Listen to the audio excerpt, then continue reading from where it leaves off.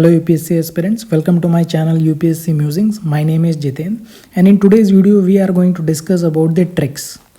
ठीक है, tricks are basically the shortcuts and why these shortcuts are not working for you. आपने बहुत सारे वीडियो देखे होंगे, ठीक है, बहुत सारे PDF पढ़े होंगे, सब कुछ कर लिया होगा, लेकिन अगर आप देखोगे जब आपको अप्लाई करने जाते हो इनको सारा अपना मॉक पेपर्स के अंदर या इवन UPSC के अंदर, तो आपके नंबर जो है वो बढ़ते नहीं हैं. इनफैक्ट इसका आपका नेगेटिव रिपरकशन भी आता है कि जो ऐसे सब्जेक्ट्स हैं जहाँ पे आप अपना नॉलेज का यूज़ करके क्वेश्चन को सही कर सकते थे वो भी आप गलत कर दे रहे हो. ठीक है, इसके बाद ये भी है कि वाई UPSC कट ऑफ जो है प्रीलिम्स का कट ऑफ इतना लो क्यों है. अगर लास्ट 5 ईयर 6 ईयर में हम देखें तो ये 37% से 46% के बीच में रेंज कर रहा है. ठीक है, 2023 में जो है लोवेस्ट गया था और अभी भी आप देखोगे तो ये कहीं ना कहीं 80s में रहता है या 92 जो है स्पेसिफिकली इतना ही हाईएस्ट गया है लास्ट 5-6 ईयर्स में. ठीक है, तो ये जो ट्रिक्स हैं बेसिकली ये हमारे लिए काम क्यों नहीं कर रही हैं और ये कौन सी तरह की ट्रिक्स हैं जो कि हम लोग यूज़ कर रहे हैं. ठीक है, तो देखो कुछ ट्रिक्स जैसे बोली जाती हैं कि एक्सट्रीम स्टेटमेंट है तो वो गलत होगा. ठीक है, अगर प्रोबेबिलिस्टिक स्टेटमेंट है तो वो सही होंगे. ठीक है, जैसे कि यहाँ पे अगर कैन वर्ड यूज़ कर दिया, मे वर्ड यूज़ कर दिया तो इस तरह की चीज़ें सही हो जाएंगी. अगर साइंस एंड टेक है तो उसमें कोई नई टेक्नोलॉजी है तो उसका आंसर ऑल या डी हो जाएगा. ठीक है, उसके अलावा कई सारे सब्जेक्ट स्पेसिफिक भी आने लगे हैं. जैसे पॉलिटी में बोला जाता है कि अगर ऐसा कोई स्टेटमेंट है कि ये चीज़ कॉन्स्टिट्यूशन में मेंशन्ड है तो वो गलत हो जाएगी. ठीक है, नंबर्स जो हैं वो गलत होते हैं. UPSC कई तरह के ट्रैप सेट करता है. ठीक है, वो 1000 तरह के ट्रैप्स आपको बताए जाते हैं. ठीक है, तो अगर आप देखोगे तो ये सारी चीज़ें कुछ ऐसे ट्रिक्स होते हैं जो कि कुछ लॉजिक बेस्ड होते हैं, कुछ ना कुछ थोड़ा बहुत लॉजिक उनके अंदर होता है, कुछ बिल्कुल ही रैंडम होते हैं जो लोगों ने लगाए हुए होते हैं. ठीक है, कुछ भी लगा के कुछ भी बना के आपको बता देते हैं. ठीक है, तो आपको ये देखना पड़ेगा कि जो ये ट्रिक्स हैं इस वजह से क्योंकि आपका जो माइंडसेट है वो आपका करप्ट हो रहा है. ठीक है, कि आपको एक तो ट्रिक्स को आपने जो है परमानेंट बना दिया है. ठीक है, कि पहले जो है हम ट्रिक का ही यूज़ करेंगे उसके बाद अपने कोई नॉलेज या लॉजिक का यूज़ करेंगे. ठीक है, तो क्योंकि आपने जो प्रेफरेंस दे रखी है वो इन्हीं ट्रिक्स को, शॉर्टकट्स को दे रखी है. इवन इन द सब्जेक्ट या चीज़ें जो आपको आती हैं आप वहाँ पे भी इन्हीं चीज़ों को लगाने लगते हैं. ठीक है, तो आपके साथ कई सारे क्वेश्चन जो है गलत होने लगते हैं. इसके बाद UPSC भी जो है वो भी काफ़ी ज़्यादा स्मार्ट है, तो उसने भी इन चीज़ों को पकड़ लिया है कि कई लोग जो है इस तरह की चीज़ों का यूज़ कर रहे हैं तो वो भी सही स्टेटमेंट्स को, ठीक है, या फिर आप जो समझ रहे हो कि हाँ अगर मान लो कि एक्सट्रीम स्टेटमेंट्स हैं तो उनको भी वो सही कराने लग गए हैं. ठीक है, कई सारे प्रॉब्लमिस्टिक काइंड ऑफ स्टेटमेंट हैं उनको वो गलत कराने लग गए हैं. ठीक है, सही नंबर्स देने लग गए हैं. ठीक है, तो वो सारी चीज़ें भी उनके अंदर हैं. मार्केट इंटेलिजेंस जो है UPSC के अंदर खूब भी है. ठीक है, तो हमको समझना पड़ेगा ये जो चेंजिंग पैटर्न्स हैं और कैसे हमें पेपर के अंदर जो अपना माइंडसेट रखना है वो कैसे रखना है, knowledge, logic, hunch, tricks, shortcuts, कैसे इन सारी चीज़ों को यूज़ करना है और किसको क्या प्रायोरिटी देनी है. ठीक है, और ये सारी चीज़ देखने के लिए हम लोग जो है 2025 का पेपर देखेंगे. ठीक है, तो पहले हम कुछ पॉलिटी के क्वेश्चन देखेंगे. पॉलिटी अगर देखोगे वन ऑफ द ईजीएस्ट अगर हम सारे सब्जेक्ट्स में देखें तो वो आता है काफ़ी ज़्यादा कॉन्स्टिट्यूशन बेस्ड ही होता है, यानी कॉन्स्टिट्यूशन में जो सारी चीज़ें दी गई हैं वो आती हैं, या फिर कोई थोड़ा करंट अफेयर बेस्ड वगैरह भी उसमें होता है. ठीक है, उसके अलावा वहाँ पे आराम से आप 80-90% एक्यूरेसी के साथ चीज़ों को कर सकते हो, बट स्टिल अगर आप देखोगे तो ये एक्यूरेसी लोगों के अंदर नहीं आ पा रही है. ठीक है, तो ये हम देखेंगे कैसे लोगों का जो माइंडसेट है वो पॉलिटी के अंदर भी जो इन ट्रिक्स या शॉर्टकट्स की वजह से जो है करप्ट हो गया है. ठीक, जैसे ये क्वेश्चन ऑर्डिनेंस का देखिए, ये क्वेश्चन बहुत ज़्यादा लोगों ने जो है गलत किया था और इसके अंदर बहुत ज़्यादा कन्फ्यूजन भी थी. ठीक है, क्योंकि सिंपल सा है, एक वर्ड यहाँ पे इन्होंने कैन का यूज़ किया. ठीक है, कि कुछ कर सकता है बेसिकली, कि ऑर्डिनेंस क्या क्या कर सकता है उसके ऊपर क्वेश्चन बनाया गया. ठीक है, तो क्योंकि हमारा सब्जेक्ट नॉलेज अगर हमें पता है कि ऑर्डिनेंस कुछ नहीं होता है, एक एक्ट के बराबर ही होता है. ठीक है, एक नॉर्मल जो लीगल एक्ट पार्लियामेंट बनाता है या स्टेट की लेजिस्लेचर बनाता है उसके जो है बेसिकली वो इक्विवेलेंट होता है. तो जो नॉर्मली एक एक्ट कर सकता है वही एक ऑर्डिनेंस भी कर सकता है. ठीक है, तो जो यहाँ पे जो है आप देखिए कि ordinance can abridge the fundamental right. ठीक है, अगर आप पॉलिटिकल नॉलेज यहाँ पे अगर लगाओगे तो ये ऑब्वियसली स्टेटमेंट गलत है. ठीक है, लेकिन वही है क्योंकि कैन वर्ड का यूज़ कर दिया गया तो लोगों ने इसको सही मान लिया. ठीक है, और अगर आप इस तरीके के क्वेश्चन को गलत करोगे बेसिकली यहाँ पे 2.66 मार्क्स लूज़ कर रहे हो.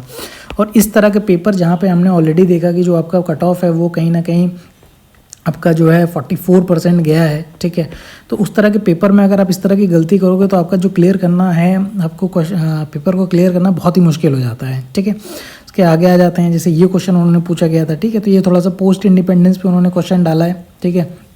डिफ़िकल्ट क्वेश्चन है, लेकिन अगर कोई यहाँ पे अगर आप देखें, जैसे कि पहले स्टेटमेंट में देखें कि यहाँ पे उन्होंने डाल दिया कि अरुणाचल प्रदेश के बारे में डाल दिया कि 2 नेशनल पार्क हैं, ठीक है। और वही लोग दिमाग लगाते हैं कि जो नंबर है वो तो गलत ही होता है, अगर वो लगा के कर दिया तो ये क्वेश्चन भी आपका गलत हो जाएगा, ठीक है। इसके अलावा क्वेश्चन बहुत डिफिकल्ट है वो अलग बात है, ठीक है, लेकिन ये क्वेश्चन देखो गलत नहीं होना चाहिए, इस तरह का क्वेश्चन गलत नहीं होना चाहिए, ठीक है। फिर इसके अलावा हम क्वेश्चन देखते हैं, जैसे कि हमने बात की एक्सट्रीम स्टेटमेंट्स की बात की, तो अब इन दोनों स्टेटमेंट्स को देखिए कि कितने extreme form kind of statements हैं कि कॉन्स्टिट्यूशन ऑफ इंडिया जो है explicitly mentions that in certain spheres the governor of a state acts in his her own discretion, ठीक है। एक्सप्लिसिटली बहुत ही एक्सट्रीम काइंड ऑफ स्टेटमेंट है, ठीक है, लेकिन ये सही है। आपको पता है कि आर्टिकल 163 में ये चीज़ दी गई है, ठीक है। फिर सेकंड स्टेटमेंट है कि प्रेसिडेंट ऑफ इंडिया कैन, अब ये देखिए यहाँ पे कैन डाल दिया गया है, by his or her own reserve a bill pass by state legislature for his or her consideration without it being forwarded by the governor of the state concern, ठीक है। तो देखो अब तो यहाँ पे ये भी हो गया है कि जैसे एक ही सेम ही स्टेटमेंट में 2 चीज़ें मिक्स करने लग गए हैं, ठीक है, कि एक्सट्रीम भी बना दिया और वर्ड भी यहाँ पे कैन डाल दिया है, ठीक है। तो यूपीएससी इस तरीके से चीज़ों को थोड़ा सा चेंज कर रहा है, जो अपनी लैंग्वेज है, माइंडसेट है, उसको थोड़ा सा भी चेंज कर रहा है, ठीक है। तो आपको अपनी नॉलेज का यूज़ करना है कि आपको पता होना चाहिए हाँ कि ये स्टेटमेंट गलत है और ये बेसिकली ये स्टेटमेंट सही है और ये स्टेटमेंट गलत है, ठीक है। क्योंकि यहाँ पे आर्टिकल 163 काम करता है और गवर्नर को पहले यहाँ पे रिजर्व करना पड़ेगा, उसके बाद ही प्रेसिडेंट जो है उस पर वो प्रेसिडेंट के लिए उसको रिजर्व करना पड़ेगा, ठीक है। इस तरीके से आगे क्वेश्चन देख लेते हैं, ठीक है। ये 5th शेड्यूल के बारे में क्वेश्चन है। अगेन अगर आप यहाँ पे देखेंगे तो नॉर्मल जो है आपका जो पॉलिटिक जो एक आपका होता है, नॉलेज होता है, उसी को आपको यहाँ पे यूज़ करना है, ठीक है। कि 5th शेड्यूल अगर हो गया तो वो किस किस तरह की चीज़ों को यूज़ कर सकता है, ठीक है। स्टेट गवर्नमेंट के पावर में क्या चेंजेस वगैरह आएंगे वो सब दिया हुआ है, ठीक है। इस क्वेश्चन पे आ जाते हैं, ठीक है। अगर आप देखेंगे इस क्वेश्चन को, अगर आपने यहाँ पे ट्रिक वाला माइंडसेट अगर आपने लगाया तो क्वेश्चन को आसानी से आप गलत कर सकते हैं, ठीक है। Governor of a state is not answerable to any court for the exercise performance of the power and duties. अगर आप इस क्वेश्चन को देखिए तो इसकी वर्डिंग इस तरीके से बनाई कि बहुत एक्सट्रीम तरह से बनाया गया है, ठीक है, लेकिन ये सही है। No criminal proceeding shall be instituted or continued against the governor in his or her term of office, ठीक है। ये स्टेटमेंट भी सही है, ठीक है। बहुत ही एक्सट्रीम फॉर्म ऑफ स्टेटमेंट है। Members of a state legislature are not liable to any proceedings in any court in respect of anything said within the house, ठीक है। अगेन ये सही है। तो देखो यहाँ पे जो एक्सट्रीम फॉर्म ऑफ स्टेटमेंट जो आपका एक लॉजिक से बनाया गया है कि क्यों उनको बोल दिया जाता है कि गलत होते हैं, ठीक है।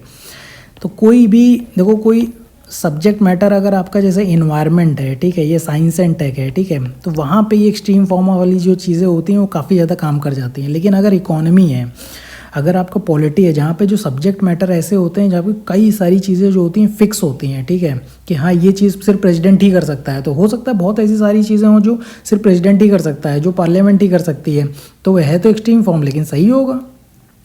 तो हमको यहाँ पे ये देखने की ज़रूरत है कि जो चीज़ें, जो लॉजिक जो बनाया गया है वो किस वजह से बनाया गया है और किन सब्जेक्ट्स के लिए बनाया गया है, ठीक है। अगर आप उसको पॉलिटी में भी लगाने लग जाएंगे और अपने जो नॉलेज है उसको पीछे रख देंगे और इस तरह की चीज़ों को आगे कर देंगे तो आप जो है पेपर के अंदर भी कंफ्यूज हो जाएंगे, बहुत ज़्यादा आपका कॉन्फिडेंस भी लो हो जाएगा, ठीक है, और जो आपका एक्यूरेसी परसेंटेज होना चाहिए वो भी लूज़ हो जाएगा, ठीक है। अब यहाँ पे आ जाते हैं कि एक बोल देते हैं कि नंबर गलत होते हैं। अब इस क्वेश्चन को देखिए, यहाँ पे 1 करोड़ दिया हुआ है, पीएम सूर्य घर मुफ्त बिजली योजना है, ठीक है। It targets installation of 1 crore, ये सही है। 1 करोड़ पैनल लगाना है, वो सही है, ठीक है। ये एक जनरल फॉर्म ऑफ स्टेटमेंट है कि हाँ ये होगा, वो सही है। फिर इसके बाद उन्होंने दिया है it aims to create more than 3 lakh, ठीक है। अगेन आपको यहाँ पे एक नंबर दिया गया है जो कि सही है, ठीक है। तो अगेन ये पूरा अगर आप देखेंगे तो अगर नंबर वाला लॉजिक लगाएंगे तो क्वेश्चन आपके गलत होने लग जाएंगे, ठीक है। इसके बाद साइंस एंड टेक पे आ जाते हैं, ठीक है। देखो साइंस एंड टेक हो गया, एनवायरनमेंट हो गया, वहाँ पे थोड़ा सा नॉलेज क्योंकि हमें कम होता है, या फिर एक तरह से आप पूछिए जो क्वेश्चन का जो आपका रेंज है वो बहुत ज़्यादा होता है कि वो कहीं से भी पूछे जा रहे हैं, ठीक है। और बहुत सारी चीज़ें, नई चीज़ें, नई टेक्नोलॉजीज़ हो गई हैं या नई चीज़ें इमर्ज हो रही हैं, नई स्टडीज़ हो रही हैं, वहाँ से पूछे जा रहे हैं, ठीक है। तो वहाँ पे हमारा नॉलेज का जो बेस होता है वो थोड़ा सा कम होता है, ठीक है। तो वहाँ पे हमें थोड़ा सा लॉजिक हो गया या हमें अपना बेसिक नॉलेज वगैरह हो गया, उसको यूज़ करना पड़ेगा, ठीक है। लेकिन देखो ब्लाइंडली नहीं करना है। अगर आप कोई चीज़ लर्न करके चले गए हो, ठीक है, कि हाँ इसका तो ऑल ऑफ द अबव ही लगाना है, तो आप कहीं ना कहीं वहाँ पे नंबर जो है लूज़ करने लग जाओगे, ठीक है। और पेपर के अंदर आपको कॉन्फिडेंस भी नहीं आएगा, ठीक है।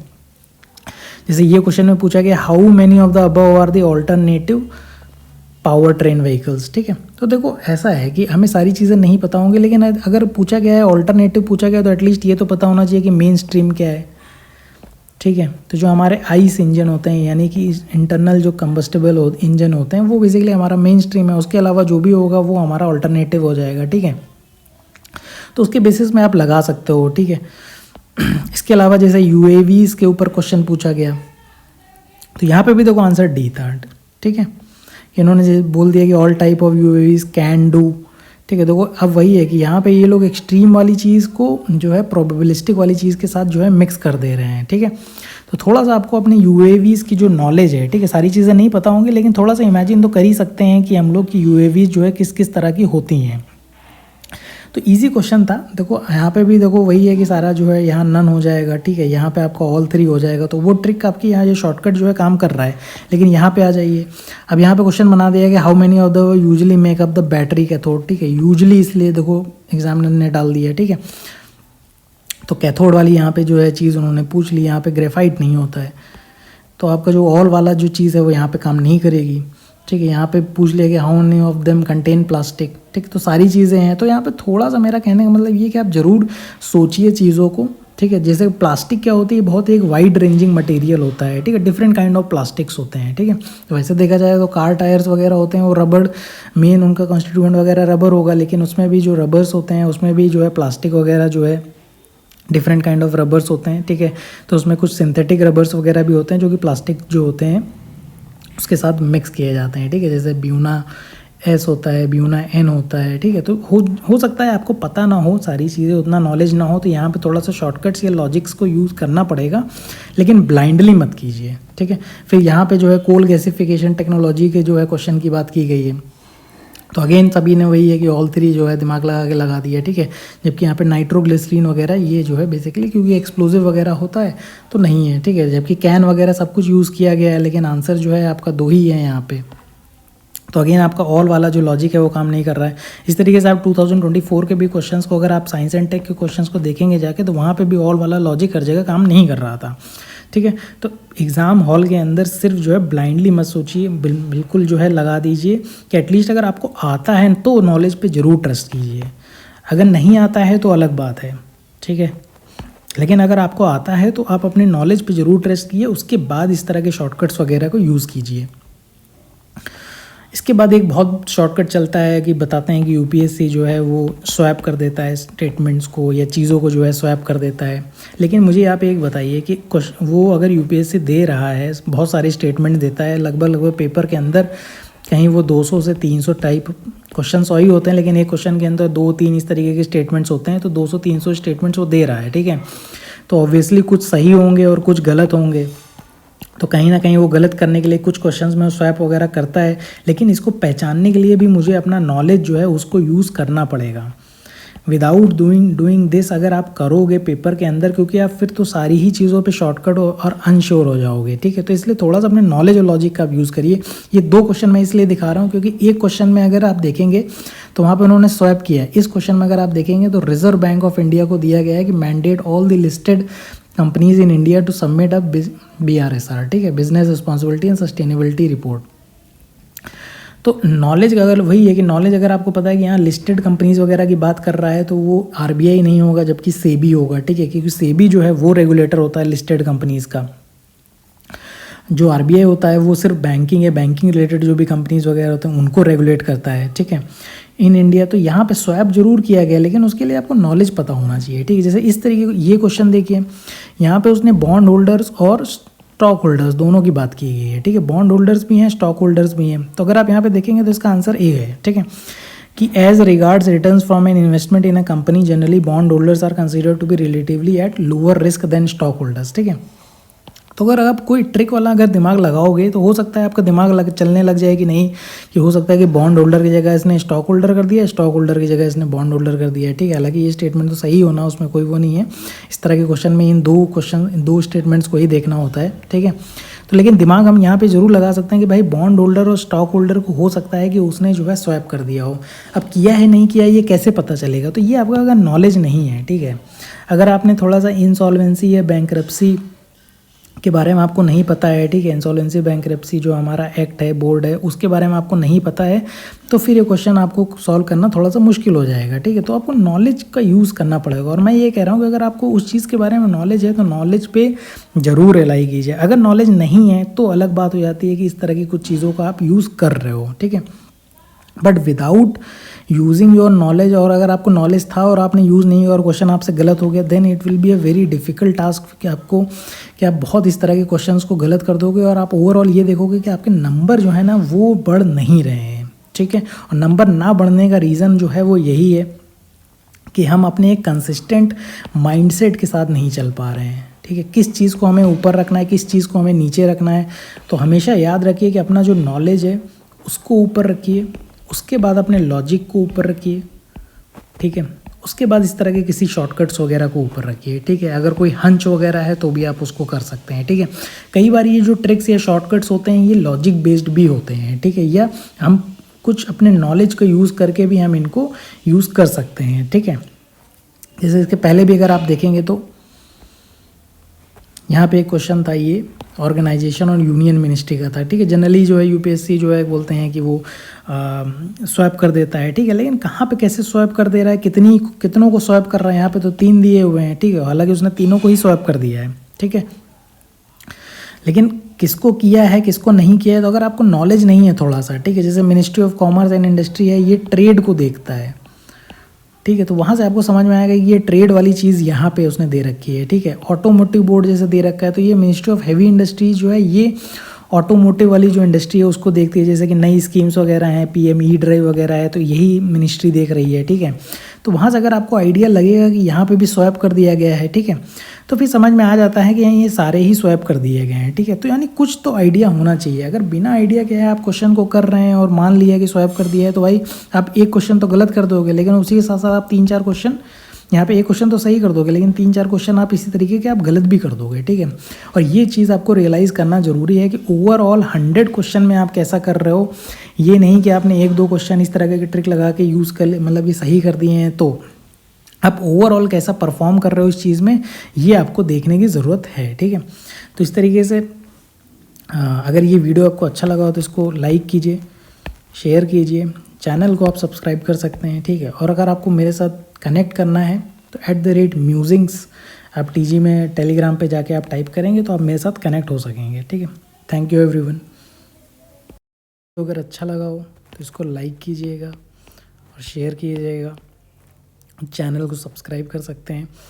अगर इंडिविजुअली आपको, मैं अगेन आई एम सेइंग कि अगर इंडिविजुअली आपको मेरे से अगर कोई गाइडेंस चाहिए या मोटिवेशन चाहिए या कोई डाउट रिजॉल्व करना है तो आप मेरे से जो है टेलीग्राम पे @UPSC Musings, अगर आप अपने टेलीग्राम पे ये टाइप करेंगे तो आप जो है मेरे तक आप जो है पहुंच जाएंगे। और अब जो भी इंडिविजुअली आप मेरे से डाउट अगर आपको पूछना है तो आप मुझसे पूछ सकते हैं। आप इस वीडियो के कमेंट बॉक्स में भी आप कुछ को अपने डाउट्स हो या कुछ भी अपने जो भी अपने व्यूज़ हैं वो भी आप एक्सप्रेस कर सकते हैं। Thank you everyone.